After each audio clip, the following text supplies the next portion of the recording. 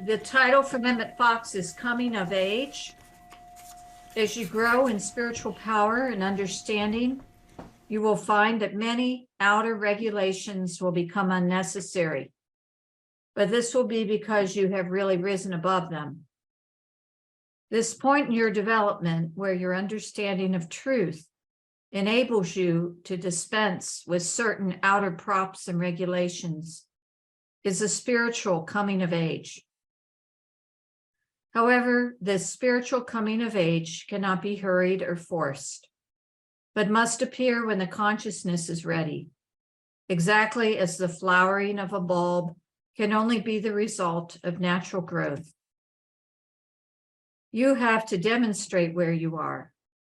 To seek to demonstrate beyond your understanding is not spiritual. Fix your attention upon spiritual things, and without consciously trying to make haste, you will be amazed to discover the pace at which your soul has hastened. To take a simple example, suppose that in a street accident, you find that a man has severed an artery and the blood is spurting out. The normal course is that unless this bleeding is stopped, the victim will die. Now, what is the spiritual attitude to take in such a case? Claim the ability of God to heal. If your faith is strong enough, the severed artery will immediately be healed. But if your faith fails, you must take the usual steps to save the man's life by immediately improvising a tourniquet or whatever the proper procedure may be, still claiming divine aid. Let us hold fast the profession of our faith without wavering, for he is faithful that promised.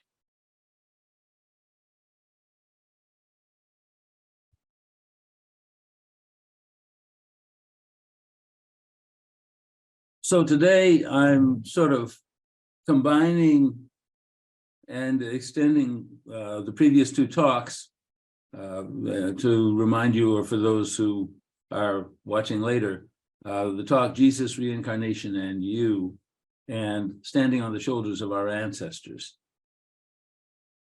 I think for those of us who attended them, it was really clear how much of what transpires here gets passed on, whether passed on in this earth, say from a grandparent or some caregiver who made the world for us, or experiences here as they move into the other life and then are reflected back when a child comes into this life but still has the connection of memory.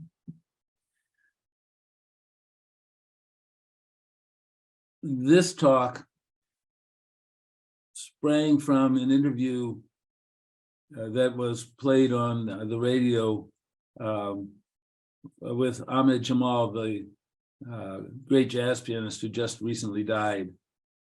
And he said one thing that struck me as relative to all this: the only thing you can take with you is what you've done. And the more I thought about it, the more I thought how when we're thinking about life, we're thinking about frequencies. And whether we're talking experiences from the past lives, from our ancestors, ultimately it's all frequencies, whether it's from the mouths of babes talking about what happened to them in past lives, whether it's our own experiences in past lives. Those of you who've done lift probably at some point or other have had to heal something from a past life, as an example. Our current life experience has been influenced by these factors. And I mentioned frequencies knowingly. Dr. Ajit Chokshi, a Hindu American trained in both Eastern and Western medicine, when he does a presentation, starts out with, everything in life is a frequency. Well, I'll take it a step farther. Everything of us, whether in this world or the shamanic world or the other existence or whatever we want to call it, is ultimately frequency. And when we depart this body, we do not necessarily depart who we are or what we have created energy-wise. The late Sister Pepper, who founded our original church, used to remind us in her sermons that the personality we are here, even when the body goes away and we're on the other side, we tend to have that same personality until or unless we do some major growth or restructuring. And that's talking about us taking ourselves to another place. But what we leave behind, as I was thinking about this, I remembered probably the hardest funeral oration I've ever done. It was a man who had abandoned his family, abandoned his children, abandoned his job in favor of becoming a drunk, homeless street person. There was nothing to say about it good. The rage among them, and I'm not even sure why they even had a memorial for it. The rage was so palpable. And there was nothing I could say that would ease that rage. So we have the choice when we're walking through life, thinking of the Hawkins scale, 0 to 1,000, closer to 1,000, the closer to pure divine energy, of lifting ourselves and the world up in frequency, or life depleting it, lifting up or dropping down, I guess would be the way to put it. We have choices. And one of them is, what do we choose to do in our own being with relationship to the divine, with good, with not good? So many, what is it? According to Hawkins, the average frequency, and I could be off slightly, but it's a range of like 275 to 325. 250 is the point at which dropping down, you become life destructive. So it's a fairly low bar for most people, a fairly low existence frequency. But we don't have to live there. And Emmett Fox is talking about the same thing. We don't have to. We can choose something else. We can't push ourselves instantly into something better, but we can mature, we can grow into it.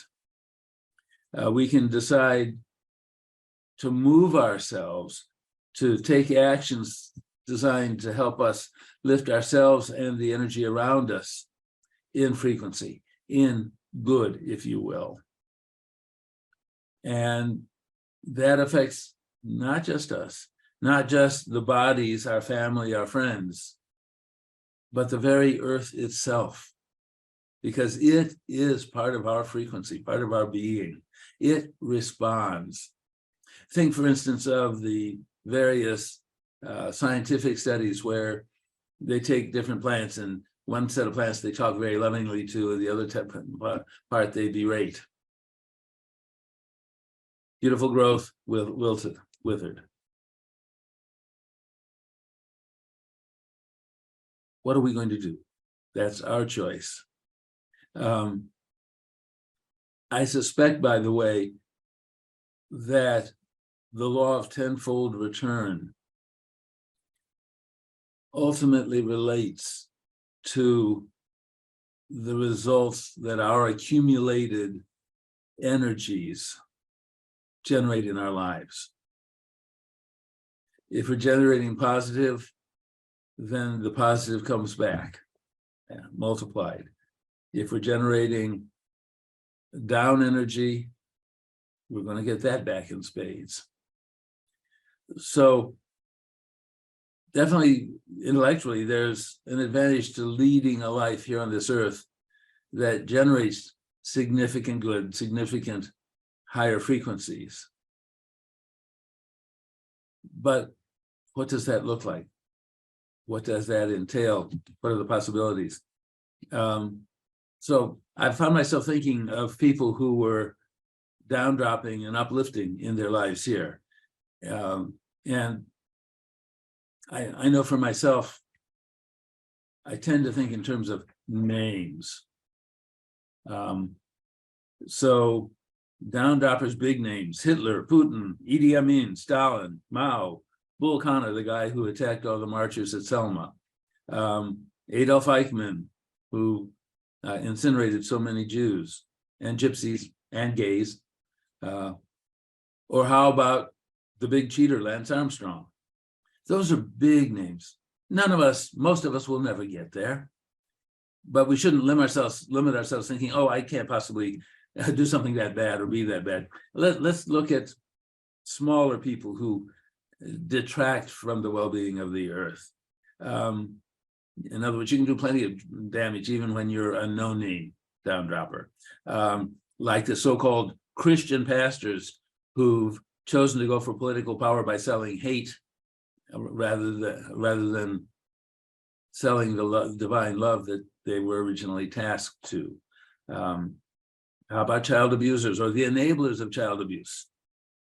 My father's father, for instance, apparently never stopped his mother from beating him incessantly, even saying he didn't deserve it, but beating him anyway. And I've seen enough of that, where the partner of an abuser does nothing to protect the innocent child. I've just come across a term for that, by the way, betrayal trauma. And apparently there's significant evidence now in some studies that children who experience betrayal trauma, whether or not they have blinded themselves to it, so try to get through life, are more likely to become psychopaths in their adult life. And you don't have to be a name to be an abuser or to permit an abuser to do things.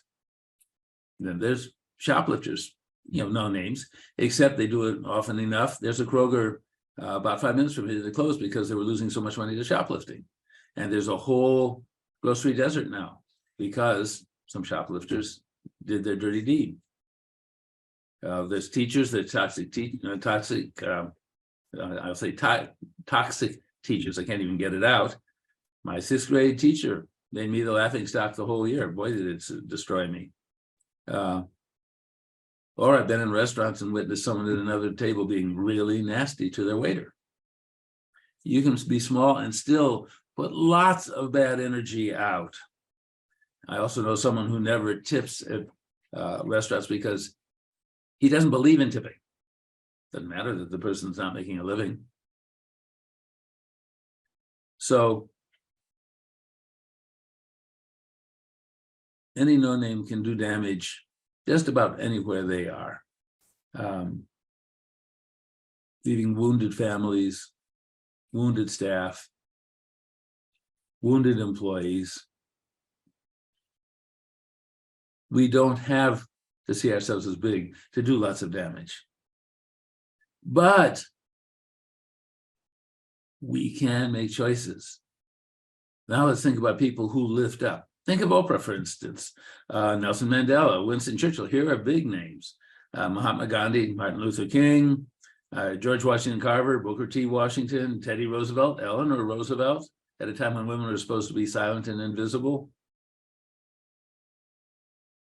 But you don't have to be a big name to have big impact. I've told you the story of Father Chuck. One day when he hit the maximum of despair, walked into his sanctuary after a long day on the job that he used to support himself, and told God he was done. Took off his habit, took off his robe, threw it on the altar. He was walking away from the priesthood. Went upstairs, took himself some dinner, and for the next 3 hours, as he told me, he got phone call after phone call after phone call from people he hadn't talked with in years, thanking him for what he had done to make their life better. You don't even need to know when you're doing it. If you're broadcasting good energy, it spreads. And you can touch lives without even necessarily knowing that you're doing it. Think social workers who rescue children from danger, or the foster parents or adoptive parents who take the damaged ones in and give them love and support. I give credit to an informal foster father I had, who taught me more about how to live in this world than both my parents were capable of.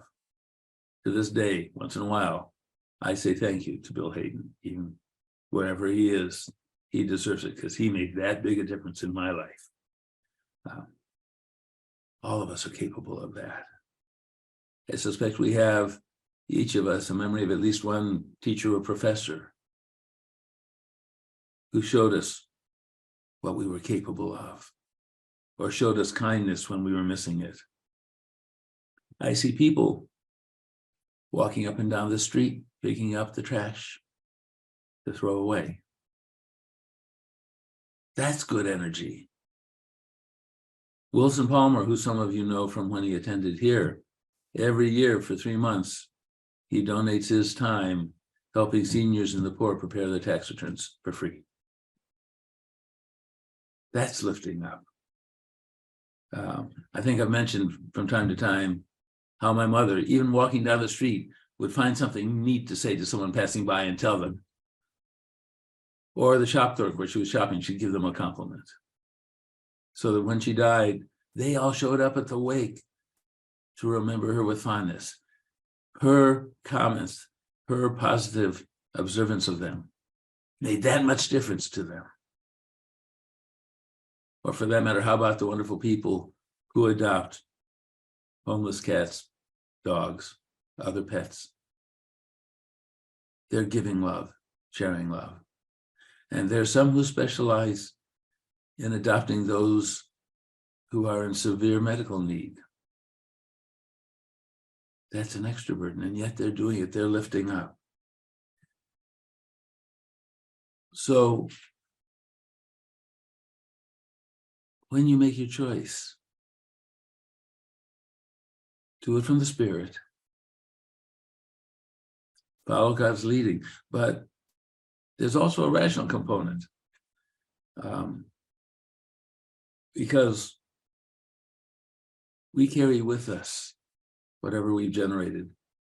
I remember ages ago talking to a hypnotherapist who told me about one of his clients who had unexplained chest pains and heart pain.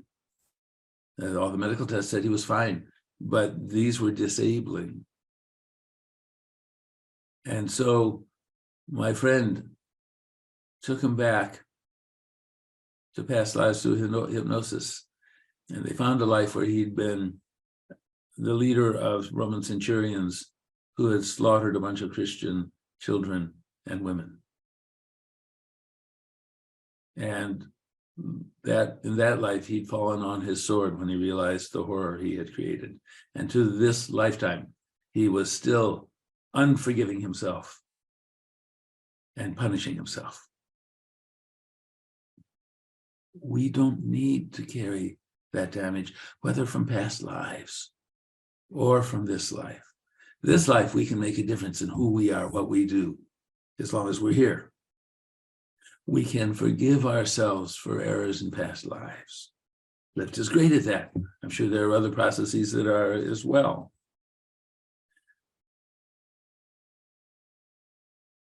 Think, for instance, remember back to some of the stories that were recorded of what young children told of their past lives that I told you 2 weeks ago. The memories of the not good times, dying in accidents, being killed. The stories of the wonderful times. The little girl who stroked her grandmother's cheek and said, I remember when you were the kid and I was your mother and I took care of you.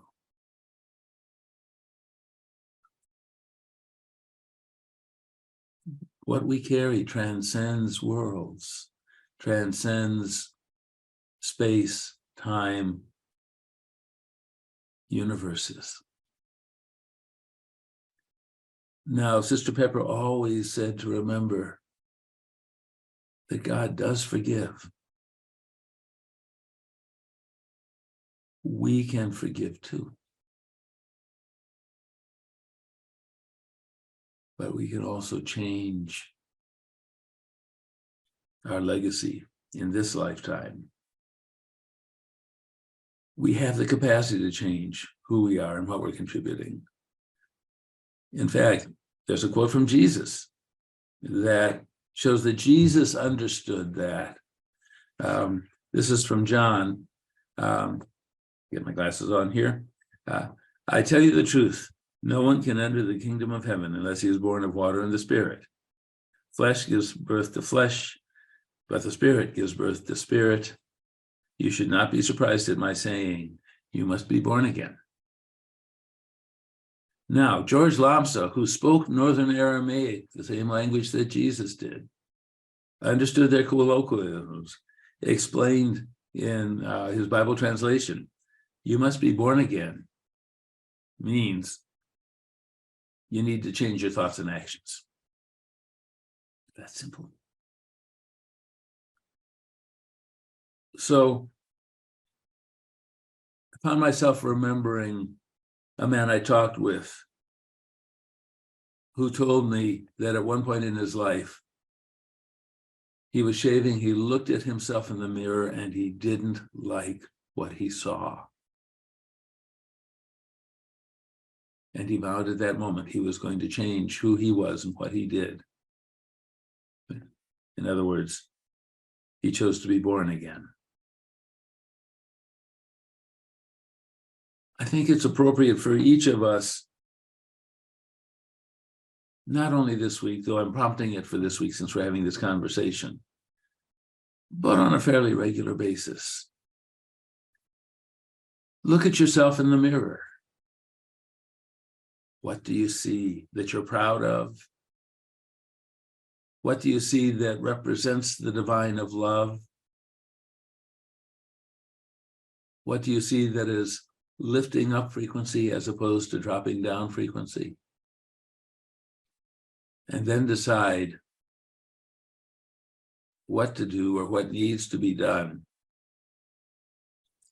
so that you move more toward the lifting up of energy in your life through all your existences and throughout this existence.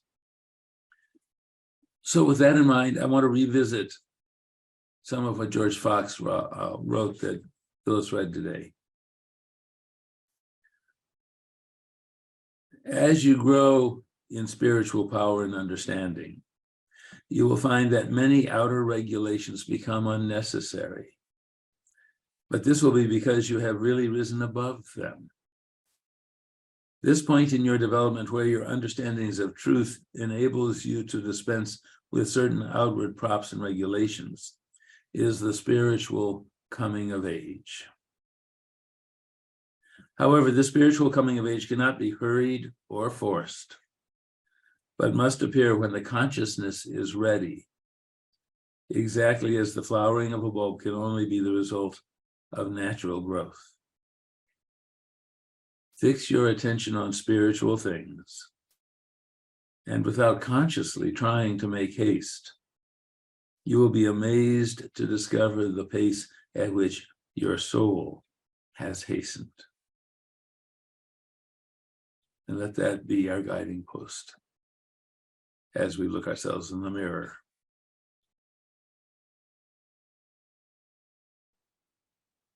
We thank you, God, for having gathered us together today, for having enabled us as a community to explore the ideas presented here, for sharing, for caring, for growing together.